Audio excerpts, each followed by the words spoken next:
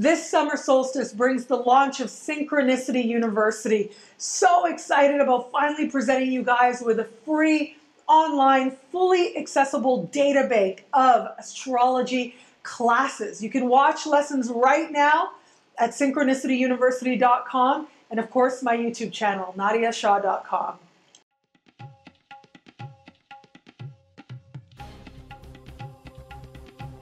Hello, fabulous Virgo. Welcome to your horoscope for the month of July 2015 Love Focus. I am your astrologer, Nadiya Shah. Thank you for being here.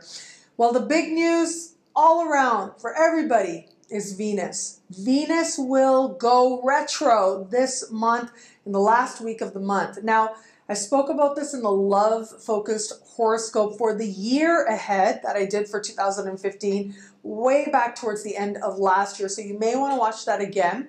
But what is unique and what I want to focus on for the context of this month is twofold. One is the fact that at the very beginning of the month, we have got a full moon taking place at the same time that Venus will meet Jupiter. So Venus meeting Jupiter amplifies her energy, amplifies the goddess of love, her presence in our world for all of us.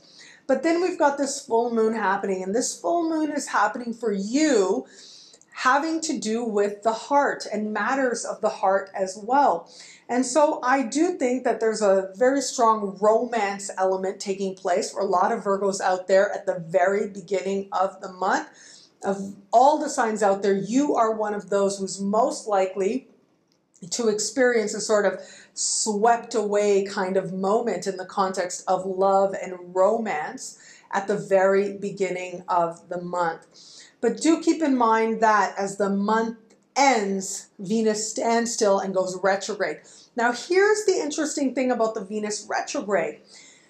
Venus, yes, is going to be retrograde through the sign just before yours, Leo, but not entirely. In the middle of the month, she just steps into your sign at what astrologers call 0 degrees. So she just steps into your sign. She's at the very, very beginning phases of your sign when she stands still and then begins to travel backwards. So she just steps a foot, a toe, right? She just takes a little dip in your sign and stands still there before she starts going backwards. So this does suggest that this particular Venus retrograde isn't just about some other signs, but it's going to reach you in a very personal way and in a way that resonates as part of your journey in love that much more importantly, and that much more profoundly as well.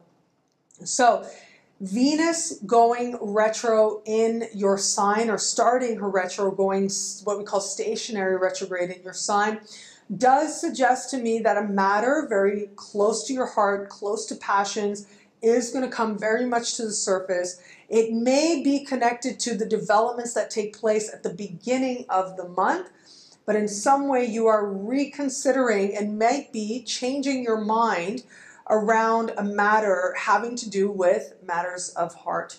So those of you who are in an established bond, I do think that there's likely to be some conversation, some evaluation taking place between you and your partner as the month begins, and it is going to be at the very end of the month that you in some way return to the discussion, maybe change your mind, maybe decide to try it out.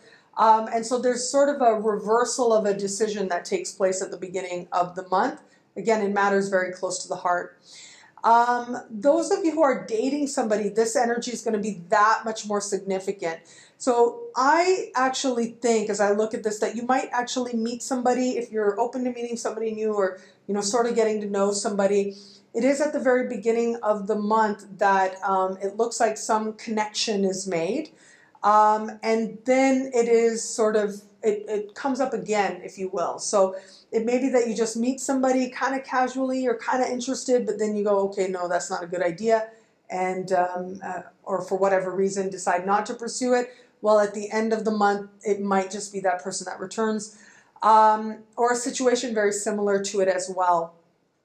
For those of you dating somebody, I actually think that it could be, if you're dating somebody, I think that you might hear something, or your intuition tells you something at the very beginning of the month, and you sort of, maybe you don't want to pay attention to it, maybe you don't think it's worth paying attention to, but then as you're finishing the month, you sort of reevaluate, if you will. That's when the matter comes up again for you to actually be a little bit more honest with yourself about what was shared with you, or what you came to know as the month began.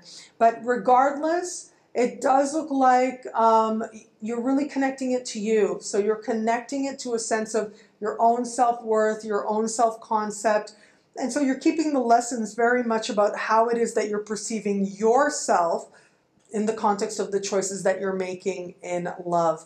What I love about this month for you is that focus on you, is that it is about heart, and it is that it is about the joy that love can bring. The universe is trying to get you to expand your heart as a way of expanding a sense of love in your life. Allowing that to occur will only fill you with a greater sense of appreciation of just how much love truly is on offer to you.